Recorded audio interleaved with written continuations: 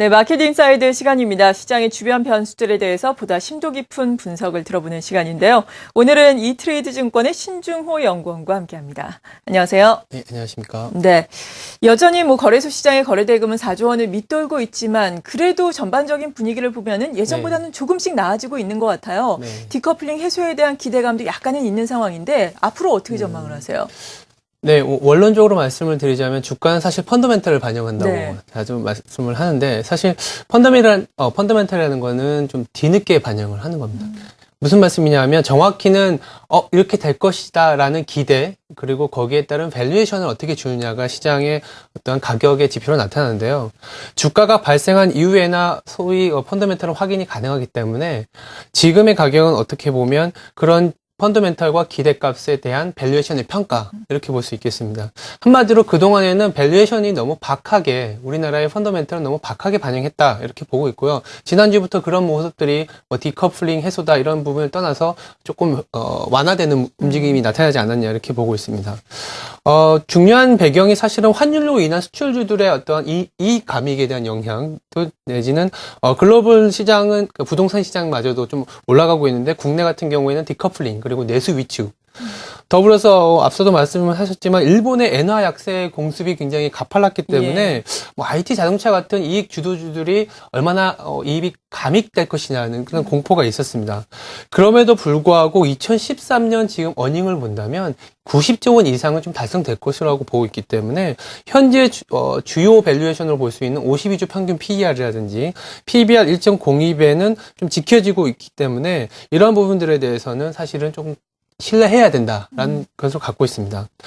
또 하나 말씀드릴 수 있는 게 뭐냐면 2013년에 대한 이익 수정 비율, 즉 이익 기대치가 굉장히 낮습니다. 금융위기 이후에 최악이기 때문에 금융위기까지 그런 패닉 상황을 감안하지 않는다면 오히려 지금 반등의 가능성이 높다고 보고 있거든요. 그럴 때는 지난주에 어떤 코스피의 의미 있는 저점은 지나가지 않았나 이렇게 판단하고 있습니다. 네, 의미 있는 저점이 지나갔을 가능성이 있다라고 다소 긍정적으로 평가를 해주셨는데 그렇다면 상방적으로 우리가 포지션을 두면서 투자 전략을 세워봐야 할지 국내 증시의 밸류에이션 매력 객관적으로는 어떤 것들을 통해서 우리가 또 확인해 볼 수 있는 건가요?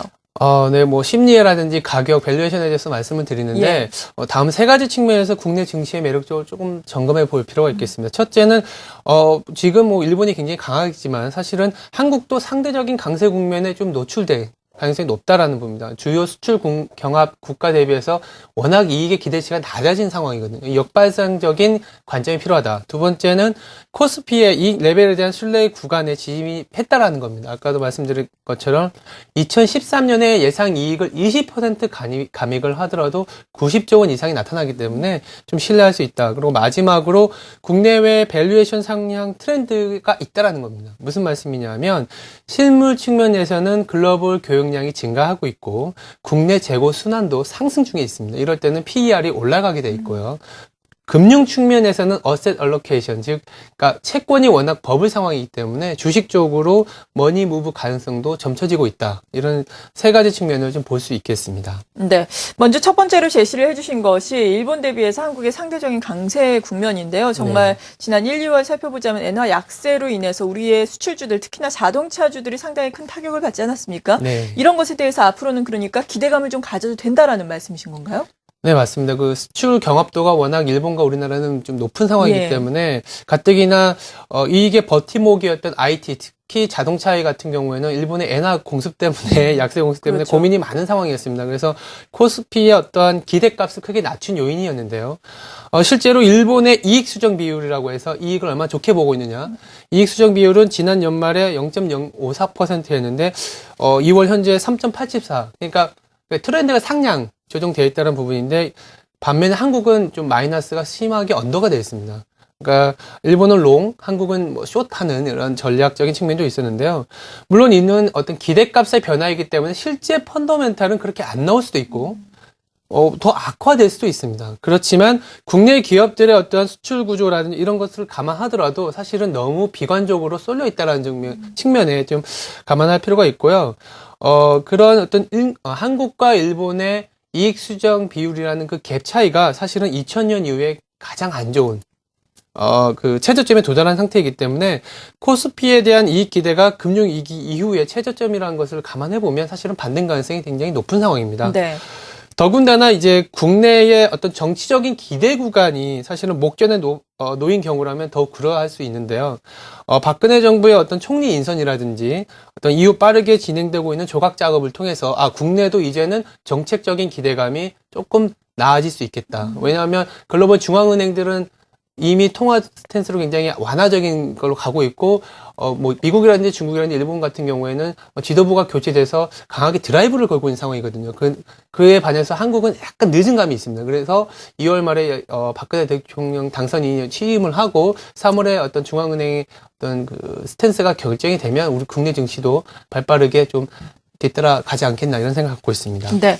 그리고 두 번째로 이익 레벨 신뢰 구간에 진입을 했다라고 말씀을 해주셨는데 사실 4분기의 실적 시즌 되돌아보자면 일부 업체들은 상당히 좋았습니다. 하지만 대부분이 좀 좋지 않은 실적을 내면서 네. 기업의 이익 모멘텀에 대해서 좀 실망감이 나타났는데 1분기에는 좀 턴어라운드가 확실하게 나타날 수 있을까요? 네, 사실 시기상으로 국내 기업들은 4분기가 저점입니다. 일회성 비용이라든지 계절적인 요인이 가장 강한데요. 1분기는 이보다 나아지는 것은 확실한 상황인데, 네. 무엇보다 실적을 주가가 어떻게 반응하고 있는가가 중요합니다. 코스피 매력 중에서 밸류에이션을 빼놓을 수 없는데, 현재 선진 시장 대비해서는 거의 30% 가까이 할인되고 있고, 이머징 시장 대비해서는 20% 가까이 할인되고 있습니다. 그래서, 이러한 매력들이 사실은 높아질 수 있는 구간인데, 주요 근거로는 실적 레벨에 있습니다. 아까 말씀드린 것처럼 2013년도 순이익 전망치는 현재 110조를 넘어서고 있습니다. 물론 너무 좀 높다라는 시각이 강하긴 한데 사실 110조가 나오긴 힘든 상황으로 보고 있고요. 다만 사실 금융위기를 제외하고 기대와 펀더멘탈 간의 괴리는 20%는 넘지 않기 때문에 20%를 감안하면 90조 원은 나올 수 있다. 이러한 레벨은 지켜질 수 있다. 이렇게 보시는 게 맞겠습니다. 네. 그리고 밸류에이션 상향 트렌드에 대해서 마지막으로 짚어주셨는데요. 경기가 그만큼 좋아지고 있다라는 말씀이신 거죠? 맞습니다. 이를 밸류에이션으로 말씀은 드렸지만 사실 90조 원이라는 거는 2003년에서는 그 금융위기 전에 50조 원 수준이었거든요. 예. 그래서 거의 더블이 나온 상황이기 때문에 그만큼 국내 경쟁력이라든지 이익 트렌드가 상향되고 있구나. 그리고 글로벌리 어떤 중국이라든지 성장 국가가 나타나면서 밸류에이션이 높아질 수 있는 상황이다. 이렇게 보시면 되겠습니다. 네. 그렇다면은 포트 전략은 어떻게 세워봐야 되는 건가요? 네, 앞서 말씀드린 어떤 이익 수정 비율 같은 경우도 사실은 글로벌 경기가 어떻게 되느냐를 반영을 하는 거거든요. 이럴 때 굉장히 좀 재미있는 게 뭐냐면 이익 수정 비율이 반등을 할 때 사실은 시크리컬, 그러니까 에너지라든지 소재, 산업재, 특히 금융 IT, 자동차 같은 경우가 방어 업종보다는 상당히 수익률이 괜찮았습니다. 네. 최근에 보시면 조선이라든지 건설이라든지 기계들이 그동안에 기대는 있지만 사실 주가는 많이 눌려 있었거든요. 그렇지만 이익 수정 비율 그리고 90조 원 이상의 실적이 나온다 보면 앞으로는 지금은 나쁘지만 앞으로 개선될 수 있다라는 신뢰가 점점 이렇게 강화될 것을 보고 있기 때문에 저희들은 그러한 부분에서 ROE라든지 최근에 좀 PB 밴드가 하단에 있는 업종에 좀 주목하고 있습니다. 어떤 것들인가요? 말씀을 드리자면 에너지라든지 철강, 기계 조선 건설 같은 어떤 산업재가 될 수 있고요. 그리고 은행 보험 증권도 굉장히 PB 밴드가 2000년 이후에 역사적 저점이 있기 때문에 기회의 구간으로 보고 있고, 소프트웨어라든지 국내 어떤 소비는 안 좋지만 수출 지향적으로 바뀌면서 유통업종도 관심권에 둘 필요가 있다고 보고 있습니다. 네, 잘 알겠습니다. 이트레이드 증권의 신중호 연구원이었습니다. 잘 들었습니다. 네, 감사합니다.